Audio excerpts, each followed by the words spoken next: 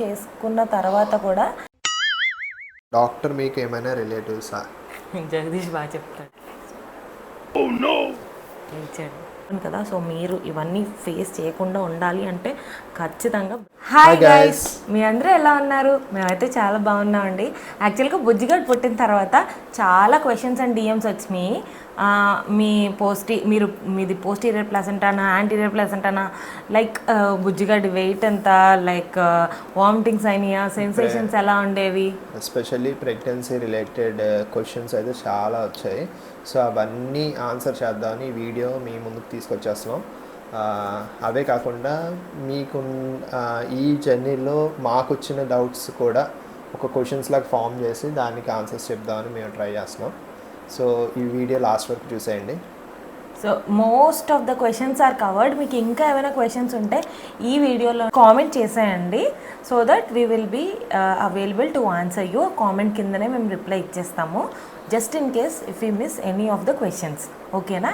Without any lag let's get into the video.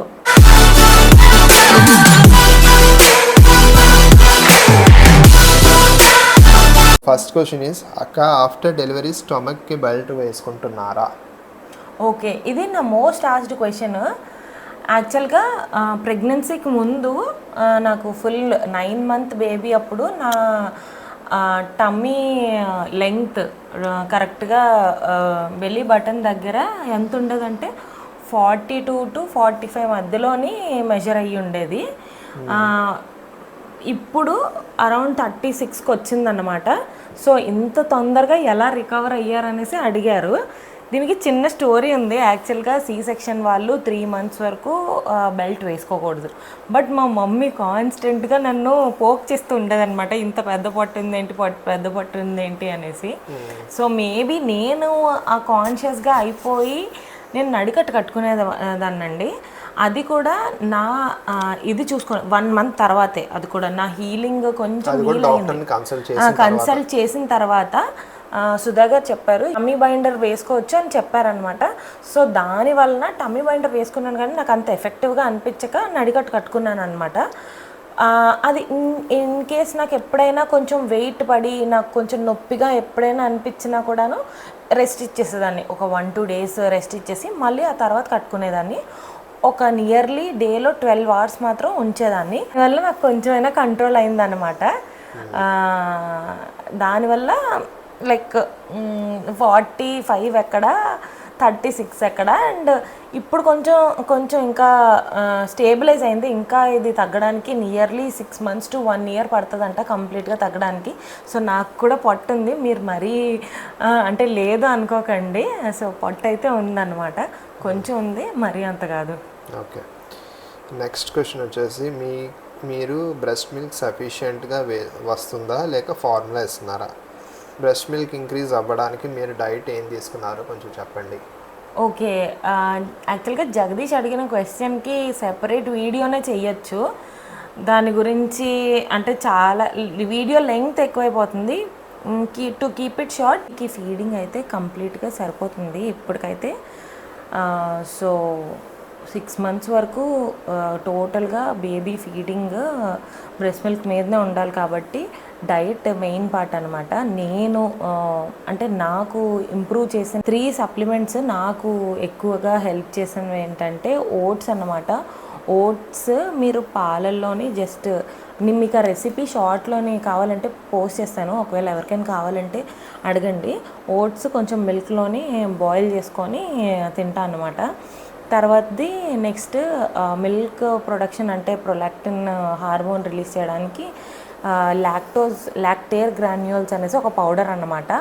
అది మిల్క్లో కలుపుకొని morning and evening ఒక glass of మిల్క్లోని ఒక spoon కలుపుకొని తాగేదాన్ని. అండ్ ఫుడ్లో చిన్న చేంజెస్ ఉన్నాయి. అవన్నీ చేయాలంటే చాలా పెద్ద వీడియో అయిపోతుంది. సో నాకు అది క్లమ్జీగా అవ్వడం ఇష్టం. ఈ క్వశ్చన్ వచ్చేసి అవుట్ ఆఫ్ కాంటెక్స్ట్, బట్ అడిగారు, అక్క నువ్వేం వర్క్ చేస్తున్నావు? నేను ఏం వర్క్, ఇప్పుడు ప్రస్తుతం మెటర్నిటీలో ఉన్నాను. నేను సాఫ్ట్వేర్ ఇంజనీర్గా చెన్నైలోనే వర్క్ చేస్తున్నాను. అమ్మ వాళ్ళది వైజాగ్ కాబట్టి వైజాగ్ వచ్చాను అనమాట. 6 months ఆఫ్ మెటర్నిటీ లీవ్. చాలా పెద్ద క్వశ్చన్. హాయ్ మేడం, నేను మీ సిమ్టమ్స్ వీడియో చూశాను, తర్వాత డెలివరీ వీడియో కూడా చూశాను. బేబీ 9 months కంప్లీట్ అయ్యాక డెలివరీ అయ్యారు అన్నారు కదా, 9 months ఎన్ని డేస్కి డెలివరీ అయ్యారు? అండ్ ఇంకో క్వశ్చన్, డాక్టర్ గారు అదే డెలివరీ డేట్ ఇచ్చారా, లేదంటే డాక్టర్ డేట్ ఇచ్చిన డేట్ కంటే ఎన్ని డేస్ తర్వాత డెలివరీ అయ్యారు? ఓకే, సో కొంచెం లెంగ్తీ క్వశ్చన్, బ్రేక్ డౌన్ చేద్దాం. యాక్చువల్గా డేట్ కన్సీవ్ అయిన వాళ్ళకి అందరికీ 9 months + 7 days ఇస్తారు. అది నాకు Jan 23rd పడిందనమాట. సో పెయిన్స్ రాలేదు కాబట్టి 10th month అన్నారు కదా, సో 9th month దాటాక నెక్స్ట్ 1 day కూడా 10th month. నేను ఫన్నీగా అండ్ ఐ క్యాచ్గా ఉంటుంది కాబట్టి అది 10th month కింద 9 months 7 daysకి పుట్టాడు ఎగ్జాక్ట్గా బాబు. సో 10th month అని ఒక షార్ట్ చేసేసరికి మీరు అలా కమెంట్ పెట్టుంటారు. So 9th month 7th date అంటే Jan 24th పుట్టాడు. అది కూడా 23rd లాస్ట్ డే. సో 23rdని పెయిన్స్ రాలేదు కాబట్టి 24thని ఇండ్యూస్ చేసి సి సెక్షన్లోని తీసేశారనమాట. అది story. Okay, next question, white discharge ఏమైనా ముందుగా అయిందా? I did not notice any kind of discharge అండి యూజువల్గా. బట్ అంటే నేను గూగుల్లో సెర్చ్ చేసిన దాని ప్రకారం వైట్ డిశ్చార్జ్ అండ్ చిన్న స్పాటింగ్ అయినా కూడా ఏదైనా it is better to consult your gynaecologist or obstetrician whoever your consulting. And that is the best practice అనమాట. ఎందుకంటే రిస్క్ తీసుకోవడం అస్సలు మంచిది కాదు. So keep in touch with them. Baby movements ఎక్కువగా ఏ సైడ్ ఉన్నాయి, యాంటీరియర్ పోస్టీరియరా? ఓకే, దీనికన్నా ఇంకొక క్వశ్చన్ ఏంటి జగ్గు, దీనికి రిలేటెడ్ క్వశ్చన్, ప్లాసెంటా పొజిషన్ యాంటీరియరా పోస్టీరియర్? యా, ఇది మోస్ట్ ఆస్క్డ్ క్వశ్చన్ అనమాట. ప్లాసెంటా పొజిషన్ యాక్చువల్గా ఒక మిత్ ఉంది. ప్లాసెంటా యాంటీరియర్ అయితే గర్ల్, పోస్టీరియర్ అయితే బాయ్ అని. నాకు బాయ్ పుట్టాడు, ప్లాసెంటా పోస్టీరియరే ఉంది. కానీ ఇది మిత్ మాత్రమే. పోస్టీరియర్ ఉండి గర్ల్స్ పుట్టిన ఛాన్సెస్ కూడా ఉంటాయి. సో ప్లాసెంటా పొజిషన్ బట్టి డిసైడ్ చేసుకోకూడదు. సో నా వరకు అయితే బాయ్ పుట్టాడు, బట్ ప్లాసెంటా అదే అండ్ ప్లాసెంటా కూడా పోస్టీరియరే ఉందన్నమాట. ఇప్పుడు ఈ క్వశ్చన్కి వచ్చేసరికి, జగదీష్ అడిగింది వచ్చేసరికి, నాకు బేబీ కిక్స్ ఎప్పుడు రైట్ సైడ్ తెలిసామండి. అండ్ స్కాన్ చేసుకున్న తర్వాత కూడా ఈ పొజిషన్ బేబీ హెడ్ నాకు లెఫ్ట్ సైడ్ కిందకుంది. అంటే by the time of delivery అనమాట. డెలివరీకి ముందు గ్రోత్ స్కాన్ తీస్తారు కదా, సో అందులోని పెల్విస్లోకి హెడ్ పడలేదు, బట్ హెడ్ జస్ట్ పెల్విస్కి సైడ్కి ఉంది విత్ లెగ్స్ దిస్ సైడ్ అనమాట. హ్యాండ్స్ లెగ్స్ నాకు ఇటువైపు ఎక్కువ మూమెంట్స్ తెలిసేవి రైట్ సైడ్. సో మీ క్వశ్చన్ని ఆన్సర్ చేశానని అనుకుంటున్నాను. సారీ ఆవలింతలు తీసినందుకు. రాత్రి 11:40 అయింది. మా బుజ్జిగాడితో ఈ టైంలోనే మాకు కొంచెం గాలి దొరుకుతుంది. మీ కెమెరా ఒకవేళ వెనక్కి తిప్పితే వాడు బాగా కనిపిస్తాడు. వాడిని చూస్తూ మేము తీస్తున్నాం అనమాట. అది కూడా వాడు ఏమైనా కొంచెం కదిలినా కూడా షుష్ అనుకొని అది కట్ చేయాలి. షుష్ అనుకొని తీస్తున్నాము. నెక్స్ట్ క్వశ్చన్, బేబీకి మీరు ఫీడింగ్ ఇస్తున్నారా లైక్ ఫార్ములా? సేమ్ క్వశ్చన్ అక్క. ఫార్ములా అయితే ఇవ్వట్లేదు, ఫీడింగే కంప్లీట్గా. నెక్స్ట్, ఎటువైపు ఉండేవి? అండ్ ఈ క్వశ్చన్, మీరు బయటికి వచ్చినప్పుడు బేబీ ఫీడింగ్ ఎలా మేనేజ్ చేస్తున్నారు? చాలా మాకు కూడా first I mean kind of an experience. ఎందుకంటే ఏముందిలే తీసుకెళ్ళిపోవచ్చు అని అనుకున్నాం, కానీ అక్కడికి చాలా తక్కువ అంచనా వేసాం మనం. బేబీ వాడికి ఆ టైంలోనే ఎక్కువ ఆకలేసేది బయటికి తీసుకెళ్ళినప్పుడు. సో లక్కీగా మేము వెళ్ళిన షాప్స్ అన్నిటికీ ఫీడింగ్ రూమ్ ఉండడం వల్ల తను ఎలాగోలా మేనేజ్ చేసింది. యాక్చువల్గా ఫార్ములా పట్టుకొని వెళ్ళేవాళ్ళం, సిమిలాక్ అనమాట. అది కూడా రాశారు. ఫార్ములా అయితే పట్టట్లేదు ఏంటిది, బట్ ఫార్ములా ఉన్నది. బయటికి వెళ్ళినప్పుడు ఎక్స్క్లూజివ్గా ఏం చేసేవాళ్ళం అంటే, జస్ట్ ఇన్ కేస్ నాకు ఒకవేళ ఫీడింగ్ రూమ్స్ లేకపోతే ఏంటి అన్న డౌట్తో ఒక్క స్పూన్ ఆఫ్ ఫార్ములా కలిపి కాదు, వేరేగా హాట్ వాటర్ అది వేరేగా పట్టుకెళ్ళేవాళ్ళం అప్పటికప్పుడు కలుపుకోవడానికి. బట్ వాడు అసలు తాగేవాడు కాదు.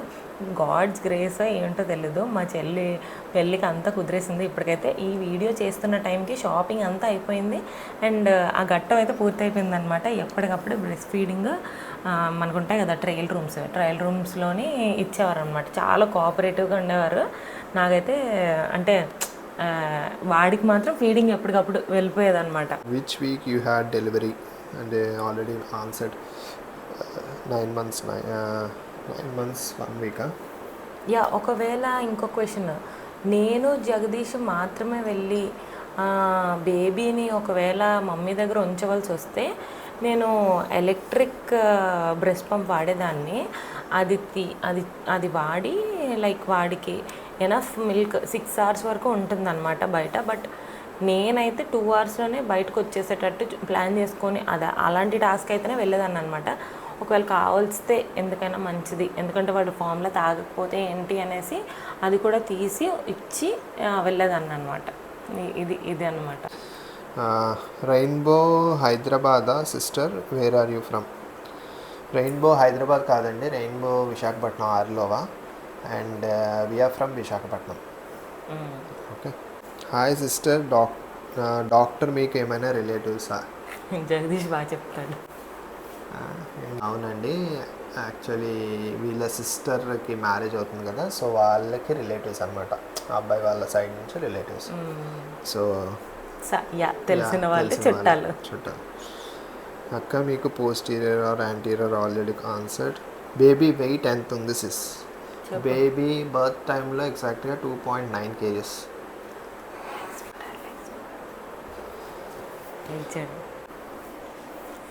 నాకు ఎక్సర్సైజ్ అయిపోతుంది ఈరోజు. Baby wait 2.9 kgs at the time of birth, అంటే కడుపులోంచి ఇలా తీయగానే 2.9 kgs. తర్వాత బేబీ డిశ్చార్జ్ 1 day తర్వాత అయింది. 200 grams లాస్ అయ్యాడు. అంటే అది ఆబ్వియస్, అంటే 1 week వరకు కూడా లాస్ అవుతారు, ఎందుకంటే ఉమ్మనీరు ఉంటుంది కదా, అదంతా బయటకు వచ్చేసే కొద్ది ఆరిపోతారు బేబీస్ ఒక 1 week వరకు. ఆ తర్వాత మళ్ళీ ఫీడింగ్ ఇస్తూ ఉంటే they put on weight after 1 week. Which week you had delivery answered. NT scans which week అంటే 40th వీక్ కదా? 40th వీక్, ఎగ్జాక్ట్గా 40th వీక్ అయింది అండి. ఎన్టీ స్కాన్ సిఆర్ఎల్ వాల్యూ ఎంత? సిఆర్ఎల్ అంటే ఏంటి? సిఆర్ఎల్ అంటే క్రౌన్ రంప్ లెంగ్త్ అనమాట. అంటే బేబీకి right from the crown to కిందన. సో రంప్ అంటే కిందన, బ్యాక్ బోన్ కిందన రంప్ అంటారు దాన్ని, tail end. So crown to rump length అడిగారు ఎన్టీ స్కాన్లో. అదంటే 6 centimeters ఉంది. So crown to rump length 6 centimeters. దాన్ని బట్టి ఏంటంటే వాళ్ళు జస్టేషన్ పీరియడ్ ఎస్టిమేట్ చేస్తారన్నమాట. యాక్చువల్గా దీనికి కూడా ఒక మిత్ ఉంది జగ్గు. మిత్ అని తెలుసు, బట్ ఏమో వాడిది 6 కన్నా ఎక్కువైతే అనుకుంటా. ఎగ్జాక్ట్గా 6 ఉంది. సో 5 or 6 నాకు తెలీదు, బట్ ఈ వాల్యూ కన్నా ఎక్కువైతే బాయ్ అని. ఎందుకంటే బాయ్స్కి కొంచెం బ్యాక్ బోన్ పొడుగ్గా ఉంటుందంట. ఇదంతా మిత్తే, నాకు తెలీదు, బట్ ఎగ్జాక్ట్గా చెప్తున్నాను. సిఆర్ఎల్ వాల్యూ మా వాడికి అయితే 6 ఉంది. 6 ఎగ్జాక్ట్గా 6. ఏం టాబ్లెట్? 6 centimeters.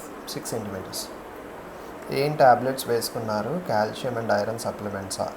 యా. దాంతోపాటు విటమిన్ డి కూడా తీసుకుంది ప్రెగ్నెన్సీ టైంలో, ఎందుకంటే తనకి కొద్దిగా విటమిన్ డి డెఫిషియన్సీ ఉండడం వల్ల. అది కూడా డాక్టర్ సజెస్ట్ చేసిన దాన్ని బట్టి vitamin D, folic acid and iron supplements.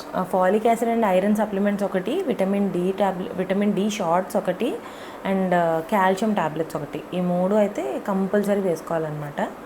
3 వేసుకున్నాను. And even after baby birth తర్వాత కూడా కాల్షియం సప్లిమెంట్ ఎక్కువ కావాలంట. సో 6 months ఎప్పుడైతే వరకు అయితే బ్రెస్ట్ ఫీడింగ్ కంటిన్యూ చేస్తున్నామో, ఎప్పటి వరకు అయితే బ్రెస్ట్ ఫీడింగ్ ఇస్తామో అప్పటి వరకు కాల్షియం సప్లిమెంట్స్ తీసుకోవాలి అండ్ ఐరన్ సప్లిమెంట్స్ కూడా తీసుకోవాలి. అప్పుడే మన బోన్స్ వీక్ అవ్వకుండా ఉంటాయి. లేదంటే చిన్న చిన్న వాటిలో కూడా బోన్స్ బ్రిటల్ అయిపోవడం, తర్వాత లాంగ్ టర్మ్లోనే మనకి ఎక్కువ అంటే ఇష్యూస్ వస్తాయన్నమాట, బ్యాక్ బోన్ ప్రాబ్లమ్స్ కానీ ఇలాంటివన్నీ. సో లేడీస్కి ఇవన్నీ కామన్. బ్రెస్ట్ ఫీడింగ్ ఇస్తున్నంత వరకు or at max 6 months after baby birth వరకు కూడా ఈ కాల్షియం అండ్ ఐరన్ సప్లిమెంట్స్ అయితే దయచేసి కంటిన్యూ చెయ్యండి. నెక్స్ట్ క్వశ్చన్, హాయ్ గీత గారు, మీకు బాబు ఇప్పటికీ ఏమైనా కలర్ చేంజ్ అయ్యాడా? బాబు దీనికి ఆన్సర్ కిందనే రాశాను నేను. బాబు కలర్ చేంజ్ అవుతున్నాడు, అవుతాడు కూడా. ఎందుకంటే వన్ పుట్టిన దగ్గర నుంచి 1 year వరకు పిల్లలు కలర్ చేంజ్ అవుతూ ఉంటారంట. సో కానీ ఆ 1 year తర్వాత యూజ్ చేసే సోప్ అది పడకపోతే మీకు వెంటనే తెలిసిపోతుంది, ర్యాషెస్ వస్తాయి. అది వేరు, అది పీడియాట్రిషియన్కి కన్సల్ట్ చేయండి మీరు. But just colour shades different ఇటు అటు అయితే మీరు ఎక్కువ కంగారు పడకండి. 1 year తర్వాత జీన్స్లో ఏదైతే కలర్ ఉందో మమ్మీ డాడీకి గ్రాండ్ పేరెంట్స్కి వాడి జీన్స్లోనో అమ్మాయి జీన్స్లోనో ఏ కలర్ అయితే ఉందో అది వచ్చేస్తుంది. మీరు అస్సలు భయపడకండి.